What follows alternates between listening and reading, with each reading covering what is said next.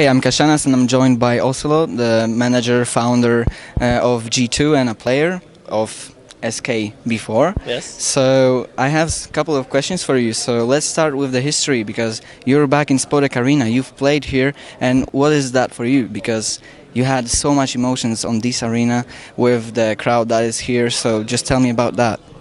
Yeah, it was obviously, now I have a different POV, so to say. Now more in the business area and whatnot. Apparently the boring stuff, but it's not boring at all. But yeah, as a player, obviously, you have this rush of adrenaline, emotions when you play for such a crowd, and also like the Polish crowd is super good. So it's just different. I like it. I like it as well. It was 9 years of that, consistently playing tournaments and so on.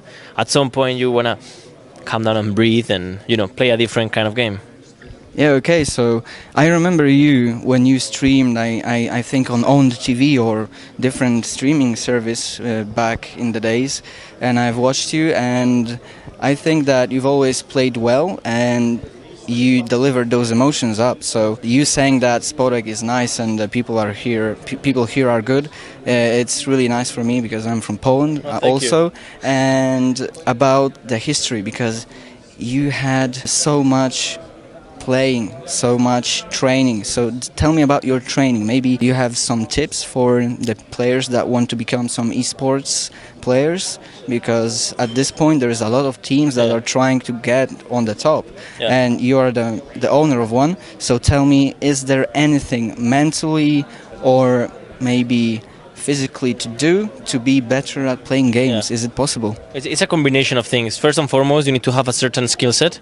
In that skill set, you need to obviously have a certain level of talent in regards to you need to have reflexes and whatnot. You need to like games, and from that point on, it's just dedication. And it's not only training a lot, but training smart. So you have to train 10 to 14 hours a day, very smart and consistent. So obviously, and then after repeating and repeating and repeating, you may or may not become a pro player, but the chances are very slim. But if you're lucky, like I was, then you may become a pro player. But it's like being a football player, right? How many people want to be a professional football player, and how many people actually achieve that dream? A few, but the payout is big. Yeah, okay. And about not only the mentality of the gameplay, you're a fit guy. We can see that you're training. So do you think that it helped you to become a better person in esports and as a manager later on when you have your team right now? Well, I always saw running or going to gym or playing football, which I love. I always saw it as a way to evade, in a way to become more creative, a way to become more productive and effective throughout the day, rather than if you're fit, everything goes better. No, I don't think. I mean, there has to be some correlation, because there's a saying, mente sana, corpore sano, which means healthy mind, healthy body, right? In vice versa, obviously. But so there's some correlation, but I don't think it's directly linked to being fit. I just think that doing sports is absolutely necessary if you want to be a creative person, if you want to be any kind of performer or any kind of A+ performer, in anything in life. So I think that that's absolutely necessary. Your body needs to feel alive, Yeah, and apart from that, esport is also a sport, but it doesn't have that part of moving, so you need to do something for that. And as a manager, how does it feel? Because you were a player and you have probably the same emotions inside of you, and you can feel those guys playing when they're on the scene. So are you personally maybe helping them to cope with their losses, with their wins, how to be better? Do you give them tips, or you're like only behind of that and you're not into the working with players kind of style? I'm usually more into the corporate things or the corporate aspects of the company, more into a macro strategy and whatnot, but I personally want to be very involved as well with, when things don't go well, I come in and I try to inspire the players and share my experiences, I don't want to be any kind of guru or anything, but once you've lived through that, then you sort of have a good understanding of what they're going through, So then you can share with them what you did by then, what you then realize you could have done better, and so on. So at the end of the day, this is like reading a book. When you read a book, the idea is to save time of learning. Instead of going through the mistakes yourself, you'll read a book and you don't go through the mistakes. So this is the same way, you tell them what what you think today you would have done or you would do, and this often helps them to take the best decision.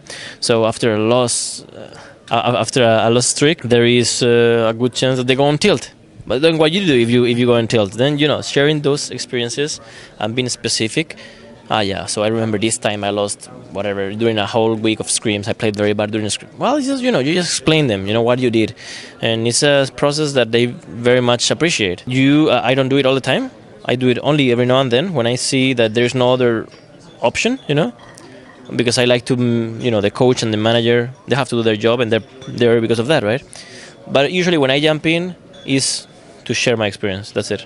Yeah, okay, and a couple of quick questions for the end. Who do you cheer for on Katowice here? Okay. I mean, obviously, every team is my opponent, in a way, my competitor. So I don't know. I like Fnatic because, I have a good relationship with them, with the staff of Fnatic as well. I think, when it comes to the League of Legends tournament, I think there is only 2 good teams, and none of them is European as of today.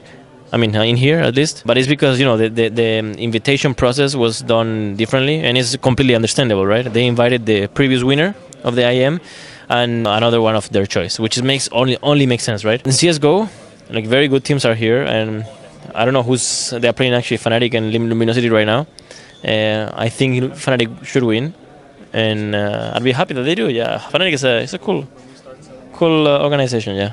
Yeah. Okay. So we'll end the interview with Ocelote cheering up for Fnatic. No cheering up. Cheers up for G2, but because G2 doesn't play, Ocelote doesn't mind Fnatic winning. Okay, so Ocelote doesn't mind too much Fnatic winning. Let's stay with that. We lost the Virtus Pro, so obviously Virtus Pro is no longer with us. And I'm thanking you very much for the interview, and we'll see you guys next time.